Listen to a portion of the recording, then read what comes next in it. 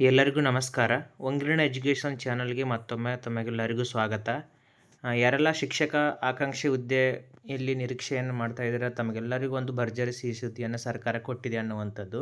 ಅದೇನಪ್ಪ ಅಂತಂದರೆ 2026-27ನೇ ಸಾಲಿನ ಅಯವ್ಯಯ ಭಾಷಣದ ಖಂಡಿಕೆ 115ರಲ್ಲಿನ ಘೋಷಣೆಯಂತೆ ಶಾಲಾ ಶಿಕ್ಷಣ ಇಲಾಖೆಯ ಸರ್ಕಾರಿ ಪ್ರಾಥಮಿಕ ಮತ್ತು ಪ್ರೌಢಶಾಲೆಗಳಲ್ಲಿ ಖಾಲಿಯಿರುವ ವಿವಿಧ ವೃಂದದ ಶಿಕ್ಷಕರ ಹುದ್ದೆಗಳನ್ನು ನೇರ ನೇಮಕಾತಿ ಮೂಲಕ ಭರ್ತಿ ಮಾಡಲು ಅನುಮತಿ ನೀಡುವ ಕುರಿತು ಅನ್ನುವಂಥದ್ದು. ಅಂದರೆ ಈಗಾಗಲೇ ಸರ್ಕಾರ ಏನು ಮಾಡಿದೆ, ಅನುಮತಿಯನ್ನು ಕೊಟ್ಟಿದೆ ಅನ್ನುವಂಥ ಯಾವ ಹುದ್ದೆಗಳಿಗಪ್ಪ ಅಂತಂದರೆ ಸರ್ಕಾರಿ ಪ್ರಾಥಮಿಕ ಮತ್ತು ಪ್ರೌಢಶಾಲೆಗಳಲ್ಲಿ ಖಾಲಿ ಇರುವಂಥ ಅನ್ನುವಂಥ ಒಂದು ಹುದ್ದೆಗಳು. ಅಂದರೆ ಪ್ರೈಮರಿ ಮತ್ತು ಹೈಸ್ಕೂಲ್ಗಳಲ್ಲಿ ಖಾಲಿ ಇರುವಂಥ, ಅಂದರೆ ಪ್ರೈಮರಿಗಳಲ್ಲಿ ಯಾವ್ದು ಬರುತ್ತಪ್ಪ ಅಂತಂದರೆ GPSTR ಮತ್ತು ಯಾವ್ದು ಬರುತ್ತೆ ಮತ್ತೊಂದು ಅಂತಂದರೆ PSTR ಅಂತ ಹೇಳ್ತೀವಿ ನಾವು. ಹೌದಾ, GPSTR PSTR ಅನ್ನುವಂಥದ್ದು ಈ ಸಾಮಾನ್ಯವಾಗಿ ಪ್ರೈಮರಿ ಶಾಲೆಗಳಲ್ಲಿ GPSTR ಅನ್ನುವಂಥದ್ದು ಮತ್ತು HSTR ಅಂತಂದರೆ ಇದು ಹೈಸ್ಕೂಲ್ಗೆ ಸಂಬಂಧಪಟ್ಟಿರುವಂಥದ್ದು.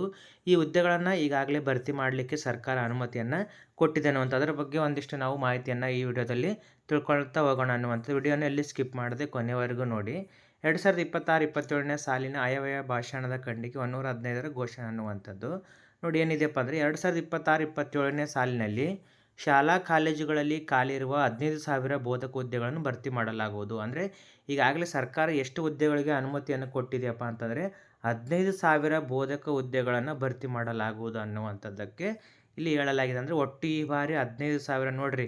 ಈ ಸಾರಿ ಚಾನ್ಸನ್ನು ಇದನ್ನು ನೀವು ಶಿಕ್ಷಕ ಆಕಾಂಕ್ಷಿ ಹುದ್ದೆಗಳಿಗೆ ಬಿಟ್ಕೊಡ್ಬಾರ್ದು ಅನ್ನುವಂಥದ್ದು. ಏನೇ ಆಗಲಿ 15,000 ಹುದ್ದೆಗಳಲ್ಲಿ ನಿಮ್ಮದೊಂದು ಫಿಕ್ಸ್ ಮಾಡಿಕೊಳ್ಬೇಕು ನೋಡಿ. ಈಗಾಗಲೇ 15,000 ಹುದ್ದೆಗಳನ್ನು ಅನುಮತಿ ಮಾಡಲಿಕ್ಕೆ ಸರ್ಕಾರ ಆದೇಶವನ್ನು ನೀಡಿದೆ ಅನ್ನುವಂಥದ್ದು. ಮೇಲೆ ಓದಲಾದ ಕ್ರಮಾಂಕ 2ರಲ್ಲಿ ಆಯುಕ್ತರು, ಶಾಲಾ ಶಿಕ್ಷಣ ಇಲಾಖೆಯವರು ಶಾಲಾ ಶಿಕ್ಷಣ ಇಲಾಖೆಯ ಸರ್ಕಾರಿ ಪ್ರಾಥಮಿಕ ಮತ್ತು ಪ್ರೌಢಶಾಲೆಗಳಲ್ಲಿ ಖಾಲಿ ಇರುವ ವಿವಿಧ ವೃಂದದ ಶಿಕ್ಷಕರ ಹುದ್ದೆಗಳನ್ನು ನೇರ ನೇಮಕಾತಿ ಮೂಲಕ ಭರ್ತಿ ಮಾಡಲು ಅನುಮತಿ ನೀಡಿರುವ ಕುರಿತು ಪ್ರಸ್ತಾವನೆಯನ್ನು ಸಲ್ಲಿಸಿರುತ್ತಾರೆ ಅನ್ನುವಂಥದ್ದು. ಈಗಾಗಲೇ ಪ್ರಸ್ತಾವನೆಯು ಕೂಡ ಏನಾಗಿದೆ, ಹುದ್ದೆಗಳನ್ನು ಭರ್ತಿ ಮಾಡಲಿಕ್ಕೆ ಈಗಾಗಲೇ ಪ್ರಸ್ತಾವನೆಯನ್ನು ಕೂಡ ನೀಡಿದ್ದಾರೆ.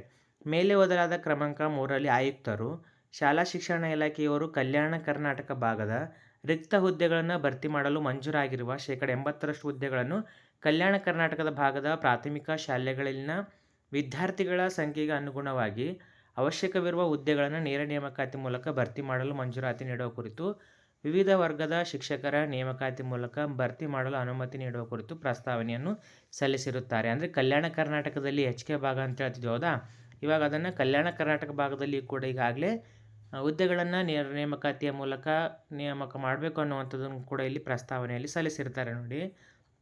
ಮುಂದುವರೆದು 2026-27ನೇ ಸಾಲಿನ ಆಯವ್ಯಯ ಭಾಷಣದ ಖಂಡಿಕೆ 115ರ ಘೋಷಣೆಯಂತೆ ಹಾಗೂ ಆಯುಕ್ತರು ಸಲ್ಲಿಸಿರುವ ಪ್ರಸ್ತಾವನೆಯನ್ನು ಪರಿಶೀಲಿಸಲಾಗಿ ಶಾಲಾ ಶಿಕ್ಷಣ ಇಲಾಖೆಯ ಸರ್ಕಾರಿ ಪ್ರಾಥಮಿಕ ಮತ್ತು ಪ್ರೌಢಶಾಲೆಗಳಲ್ಲಿ ಖಾಲಿ ಇರುವ ವಿವಿಧ ವೃಂದದ ಶಿಕ್ಷಕರ ಹುದ್ದೆಗಳನ್ನು ನೇರ ನೇಮಕಾತಿ ಮೂಲಕ ಭರ್ತಿ ಮಾಡಲು ಸರ್ಕಾರವು ತೀರ್ಮಾನಿಸಿದೆ. ಈಗಾಗಲೇ ಅವರು ಸಲ್ಲಿಸಿರುವಂತಹ ಪ್ರಸ್ತಾವನೆಗಳಿಗೆ ಸರ್ಕಾರ ಈಗಾಗಲೇ ಉತ್ತರವನ್ನು ಕೂಡ ಇಲ್ಲಿ ಕೊಟ್ಟಿದೆ ಅನ್ನುವಂಥದ್ದು. ಇದನ್ನು ನೇರ ನೇಮಕಾತಿ ಮೂಲಕ ನಾವು ಭರ್ತಿಯನ್ನು ಮಾಡ್ತೀವಿ ಅನ್ನುವಂಥ ಒಂದು ಉತ್ತರವನ್ನು ಕೂಡ ಸರ್ಕಾರ ಈಗಾಗಲೇ ಆಯುಕ್ತರಿಗೆ ಇದರಲ್ಲಿ ಉತ್ತರವನ್ನು ನೀಡಿದ್ದಾರೆ ನೋಡಿ. ಮುಂದುವರೆದು ಪ್ರಸ್ತಾವನೆಯಲ್ಲಿ ವಿವರಿಸಿರುವ ಅಂಶಗಳ ಹಿನ್ನೆಲೆಯಲ್ಲಿ ಶಾಲಾ ಶಿಕ್ಷಣ ಇಲಾಖೆಯ ಸರ್ಕಾರಿ ಪ್ರಾಥಮಿಕ ಮತ್ತು ಪ್ರೌಢಶಾಲೆಗಳಲ್ಲಿ ಖಾಲಿ ಇರುವ ವಿವಿಧ ವೃಂದದ ಶಿಕ್ಷಕರ ಹುದ್ದೆಗಳನ್ನು ಈ ಕೆಳಗಿನಂತೆ ನೇರ ನೇಮಕಾತಿಯ ಮೂಲಕ ಭರ್ತಿ ಮಾಡಲು ಸರ್ಕಾರ ಅನುಮೋದನೆ ನೀಡಿ ಆದೇಶಿಸಿದೆ. ನೋಡಿರಿ, ಈಗಾಗಲೇ ಸರ್ಕಾರ ಕೂಡ ಏನು ಮಾಡಿದೆ, ಪ್ರಸ್ತಾವನೆಗೆ ಅನುಮೋದನೆಯನ್ನು ಕೂಡ ಇದು ನೀಡಿದೆ ಅನ್ನುವಂಥ. ಈಗಾಗಲೇ ಇದನ್ನು ಮುಂದುವರೆದು ಈಗ ಇನ್ನೂ ಸ್ವಲ್ಪ ಕೆಲವೇ ದಿನಗಳಲ್ಲಿ ಅಧಿಸೂಚನೆ ಕೂಡ ಹೊರಡಿಸಿ ಅಪ್ಲಿಕೇಶನ್ನ ಸ್ಟಾರ್ಟ್ ಆಗುವಂಥ ಚಾನ್ಸಸ್ ಇದೆ ನೋಡಿ. ಎಷ್ಟು ಹುದ್ದೆಗಳಪ್ಪ ಅಂದರೆ ಒಟ್ಟು 15,000 ಹುದ್ದೆಗಳು. ಕಲ್ಯಾಣ ಕರ್ನಾಟಕ ಈ ಬಾರಿ HK ಭಾಗ ಅಂತ ಹೇಳ್ತೀವಿ, ಅದನ್ನು ಕಲ್ಯಾಣ ಕರ್ನಾಟಕ ಭಾಗದಲ್ಲಿ ಒಟ್ಟು 6,967 ಹುದ್ದೆಗಳು ನೋಡಿರಿ. ಎಲ್ಲ ಶಿಕ್ಷಕ ಆಕಾಂಕ್ಷಿ ಹುದ್ದೆಗಳಿಗೆ ಯಾರೆಲ್ಲ ಬರೀತಾ ಇದ್ದಾರೆ ತಮಗೆಲ್ಲರಿಗೂ ಒಳ್ಳೆಯದಾಗಲಿ ಅಂತ ನಾನು ಬಯಸ್ತಾ ಇದ್ದೀನಿ.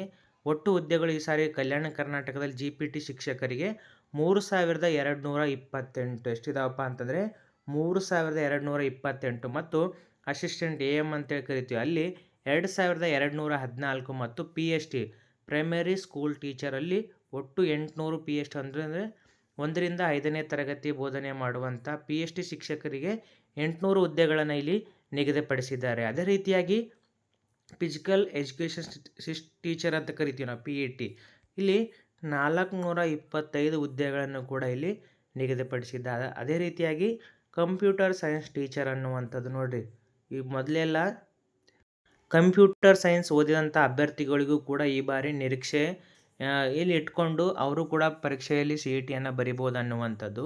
ಅವರಿಗೂ ಕೂಡ ಒಟ್ಟು 300 ಹುದ್ದೆಗಳಿದೆ. ಎಲ್ಲಿಯಪ್ಪ ಅಂತಂದರೆ ಒಟ್ಟು 6,967 ಹುದ್ದೆಗಳು ಕೇವಲ ನಮ್ಮ ಕಲ್ಯಾಣ ಕರ್ನಾಟಕ ಭಾಗದಲ್ಲಿ ಇಷ್ಟು ಹುದ್ದೆಗಳನ್ನು ಇಲ್ಲಿ ಸ್ಪರ್ಧಿಸಬಹುದು ಅನ್ನುವಂಥ ಒಟ್ಟು 6,967 ಹುದ್ದೆಗಳನ್ನು ಇಲ್ಲಿ ಟೀಚರ್ ಆಕಾಂಕ್ಷಿ ಹುದ್ದೆಗಳನ್ನು ಇಲ್ಲಿ ನೀಡಲಾಗಿದೆ ಅನ್ನುವಂಥದ್ದು. ಮುಂದುವರೆದು ಕಲ್ಯಾಣ ಕರ್ನಾಟಕದ ಪ್ರದೇಶವನ್ನು ಹೊರತುಪಡಿಸಿ ಭಾಗಗಳಿದೆ ಅಂದರೆ ಉಳಿದಂಥ ಎಲ್ಲ ಜಿಲ್ಲೆಗಳು ಕಲ್ಯಾಣ ಕರ್ನಾಟಕದ 7 ಜಿಲ್ಲೆಗಳನ್ನು ಬಿಟ್ಟು ಉಳಿದಿರುವಂಥ ಎಲ್ಲ ಜಿಲ್ಲೆಗಳಲ್ಲಿ ಎಷ್ಟು ಹುದ್ದೆಗಳಿದೆಯಪ್ಪ ಅಂದರೆ ಒಟ್ಟು 8,333 ಹುದ್ದೆಗಳನ್ನು ಇಲ್ಲಿ ನೋಡ್ಬೋದು ಅನ್ನುವಂಥದ್ದು. ಆ 8,333 ಹುದ್ದೆಗಳು GPT ಶಿಕ್ಷಕರಿಗೆ 5,272 ಹುದ್ದೆಗಳು, ಅಸಿಸ್ಟೆಂಟ್ ಮಾಸ್ಟರ್ AM ಅಂತ ಹೇಳ್ತೀವಿ ನಾವು ಹೌದಾ, ಅಲ್ಲಿ 2,286 ಹುದ್ದೆಗಳು.